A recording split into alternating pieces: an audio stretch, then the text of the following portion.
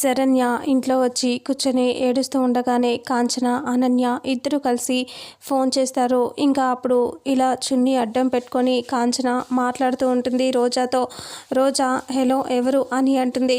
అప్పుడు కాంచన నేను guest house దగ్గర నీ భాగవతం అంతా చూసిందాన్ని అని అనేసరికి ఒక్కసారిగా శరణ్య భయపడుతూ ఉంటుంది. ఏంటి ఏం చూసావు అని అడిగితే అతను రేప్ చేశాడే అనుకో, అంత మాత్రాన చంపేస్తావా అని అంటూ కాంచన అంటుంది. నేను చంపటం ఏంటి, నేను చంపలేదు అని శరణ్య అంటూ ఉంటే అలా అంటే ఎలా, నా దగ్గర నువ్వు చేసినవన్నీ ఉన్నాయి, వీడియోలతో సహా అన్నీ ఉన్నాయి నా దగ్గర. నువ్వు చంపటం అన్నీ జరిగిపోవటం అన్ని వీడియోస్ ఉన్నాయి. ఆ వీడియోస్ని ఫస్ట్ మీ అమ్మకి పంపించమంటావా మీ నాన్నకి పంపించమంటావా అని అడగటంతో వద్దు అలా చేయొద్దు అని అంటూ శరణ్య భయపడుతూ ఉంటుంది.